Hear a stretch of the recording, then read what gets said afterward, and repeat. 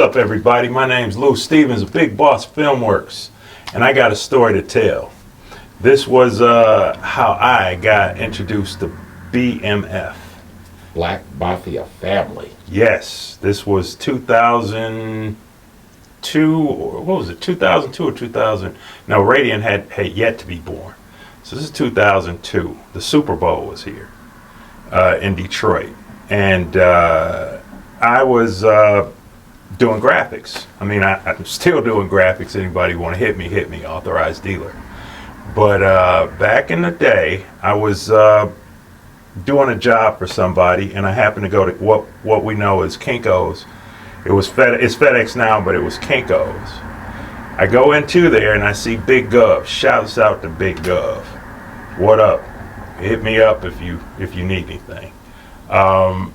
He tells me, I got this job, man. I need you to do. You still do graphics? Because I did a couple of CD covers for him in the past. I said, I'm still into it. He said, I need you like yesterday. So I said, no problem, man. I'm looking for opportunity. So what do you got? He introduced me to this gentleman. I'm going to keep his name out of it, and I'll call him my man. So my man, he says, yeah, man, I need T-shirts. I need flyers. I need business. I need everything. Everything you got.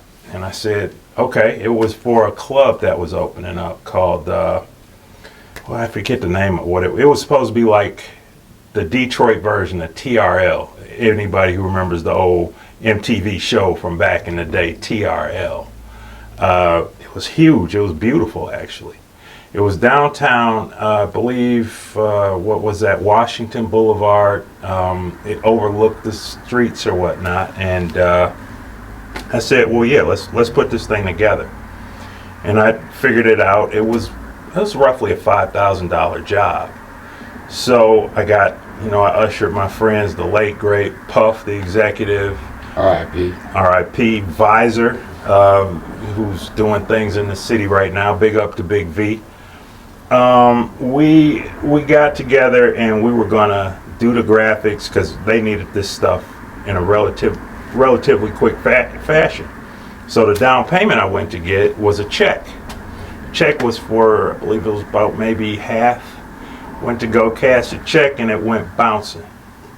I call up my man and I say, hey, yo, this check is no good. I mean, it's bouncing. He's like, what? Oh man, I'm sorry.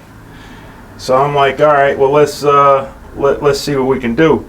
He says, I'm gonna give you another check. So he writes me a whole nother check. I go to do that the next day. That one is rubber.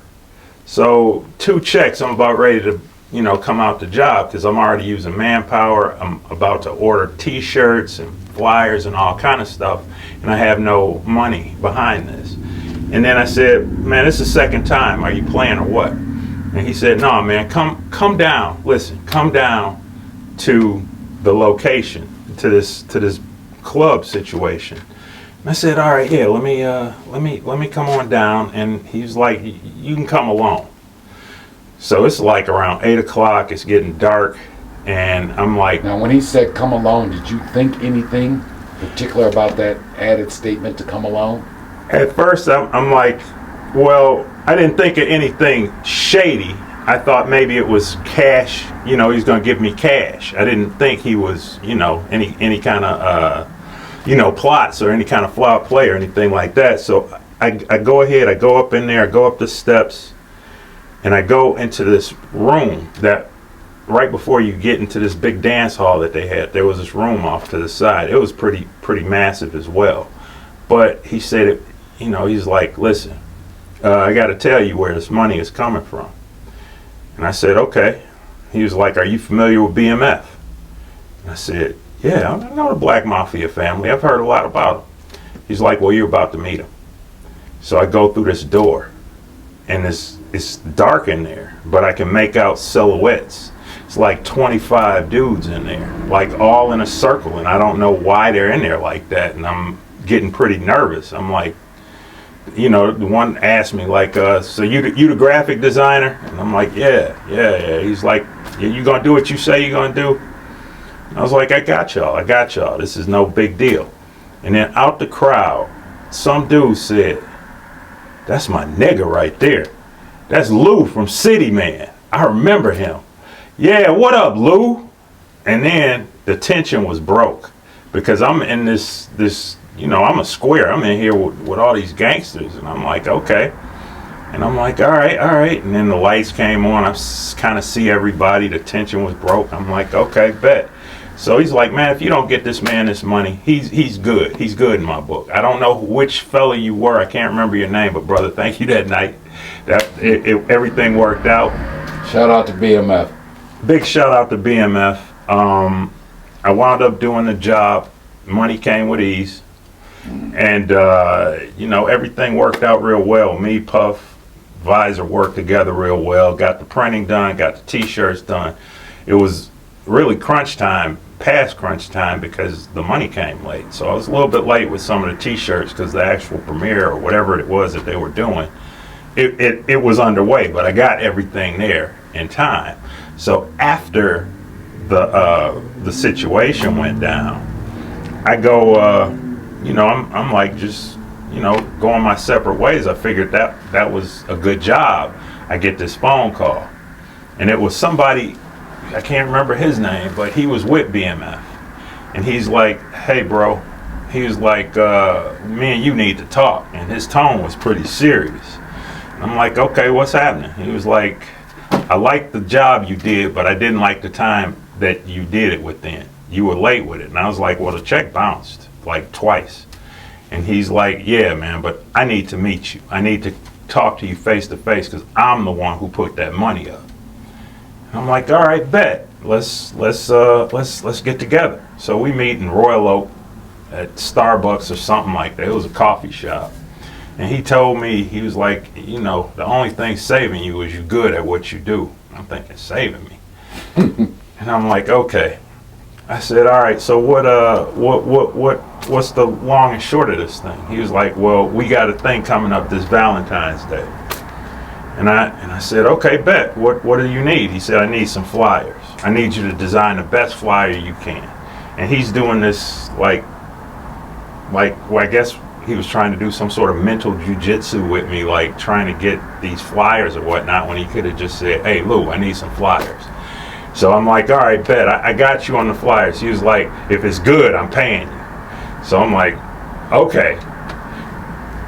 Either here nor there. Let me get this done. So I do the graphic design, and I had started working at an advertising agency. Shout out to Marlita Blackman, who hired me at DMC. The guy, he gonna get his flyers or whatnot. I had the design ready to email and send it, and I get a call from my man who got me into this job, and he said, hey Lou, he was like, you do them flyers yet? And I said, shoot, I got the design. I was about to email it to you shortly before you called. He's like, don't do nothing else, man. They all got busted. The whole crew, everybody's in jail. He was like, that was that. But that was my BMF story. So you were truly right before it all came crashing down, and the BMF indictments is what broke up your second gig with BMF came because they all caught a case. They all caught a case. It's funny how things work, because I do business with BMF like in 2002. And then I meet you like right after. Yes. And it's just really hilarious how this whole thing works. Right. And then So I'm dealing with the BMF, and they get indicted, and then like a couple of years later, I get in contact with you. And you meet the Motown Mafia. I meet the Motown Mafia and damn near become a de facto member. De facto member, as they would call it, an associate. An associate, a consigliere. Yeah, yes. And then, to bring it back full circle, shout out to the homie KK. And then you meet KK and do some work with him, and we'll be doing more work with him, who is, of course, him and his brother, Lawrence, who put BMF in a position to become what BMF became. That's right. Full circle. Absolutely. Big shouts out to my man KK. If you get a chance, check out or join his Facebook group, Keeping It 100 Grown Folks Talking. He's doing a podcast over that way. Big shout out to you, KK. That's a solid brother. Yep. And on that, you can also check out right now, we got the full interview going on American Dope. Our partner in these affairs, Alan Bradley, aka Al Prophet. You can check out the full interview of KK. Again, a lot of just history there. History there. If you get a chance, pick up his book, If These Bricks Could Talk. I got the pleasure of reading this book. Awesome read. All right, there it is. There it is. Brother Lou Stevens.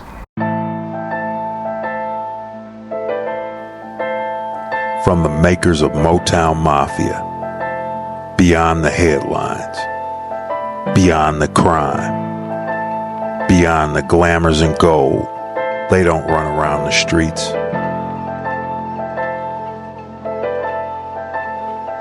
They run the streets. Beyond Street Dreams. Documentary coming soon to Amazon Prime, Tubi, and Pluto TV.